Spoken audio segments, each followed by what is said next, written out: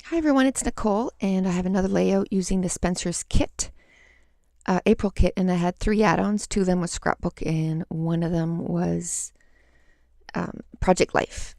And I decided to slow down the beginning of the video so that I could tell you exactly what products I was going to be using. And this is all the die cuts that we got in this month's kit, except for those blings. Those are epoxy bubbles from Close to My Heart.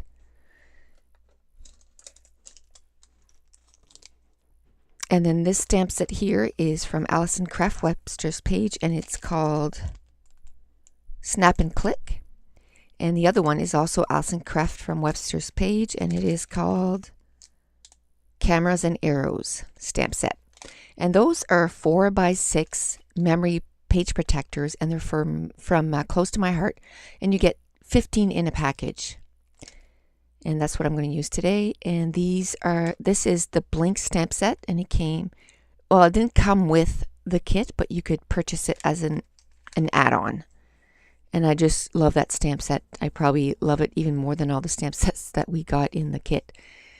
And that paper, I took it out, but I don't end up using it on the lay. Oh, yes, I do. And I don't know who makes it. Let me see if I can quickly find it. Oh, it's Cosmo Cricket Summer Love. And then this is Glitz Color Me Happy, and I'm going to use this side here. And then the other one is Lily Bee Design.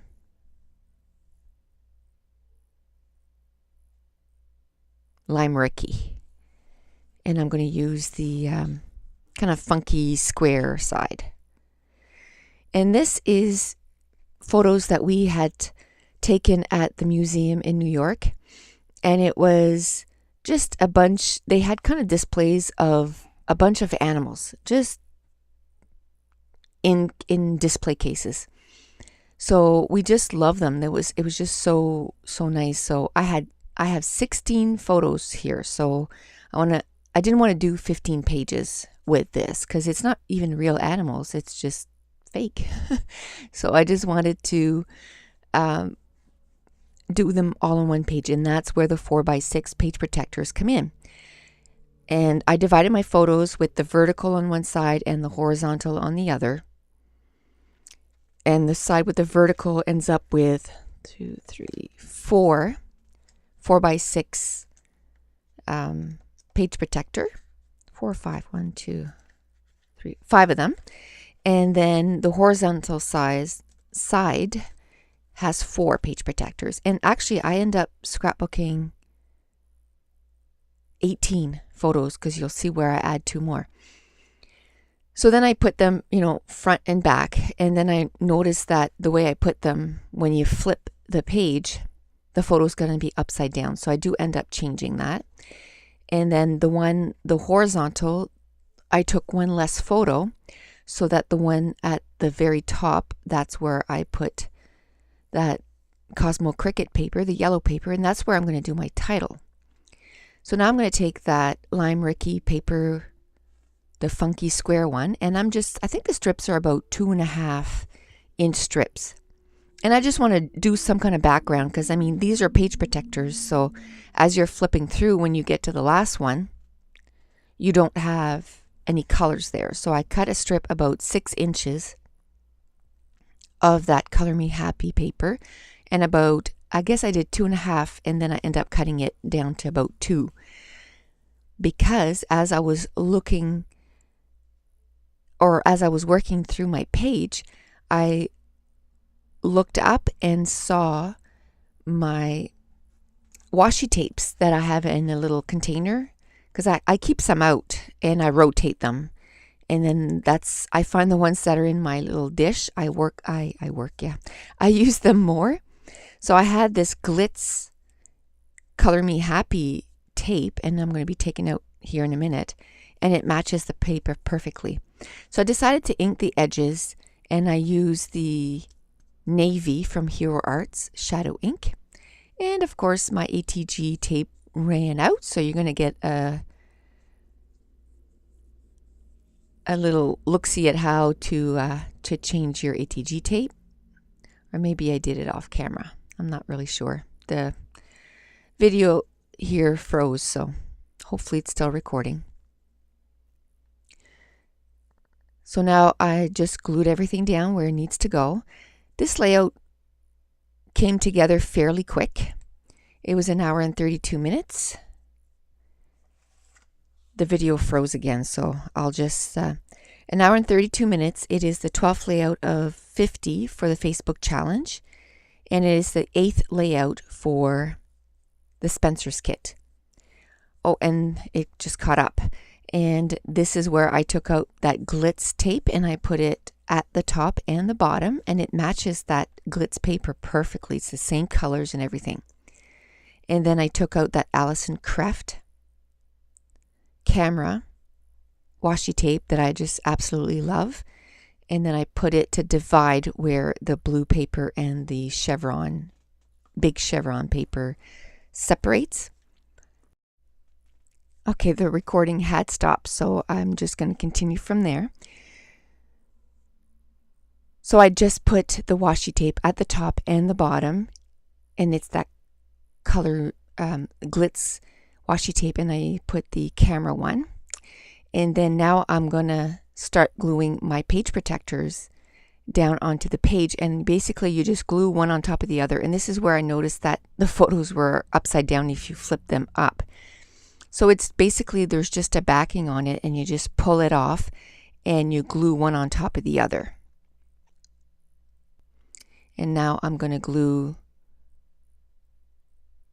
the horizontal one.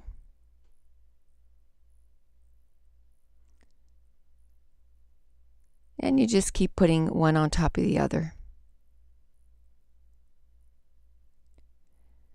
And I just noticed too that you can kind of see the page protectors like once you're done. I think next time what I'll do is I'll just put a strip of paper there, which I didn't do this time. And the page is done now, so I'm not going to bother. Like once a page is done, you know, it's done, and I move on to the next. Because if I keep going back to the ones that are already done and fixing things, I'll never move ahead. So, I mean, it doesn't bother me that much, so I'm not going to worry about it. I'm just going to move on. So this is where I noticed that when I get to the last one and I flip it open, it's just pattern paper. So I go through my stash of photos and find 2 photos that I could put one under the horizontal and one under the vertical, and I mat them on blue paper, blue cardstock, so that you know you can tell that it's the end, because they're different than the others. They're not just a 4x6, they're actually matted on something, and it kind of grounds the whole thing down. And I just kind of hide it in behind so you can't really see the mat in behind those 4x6 page protectors.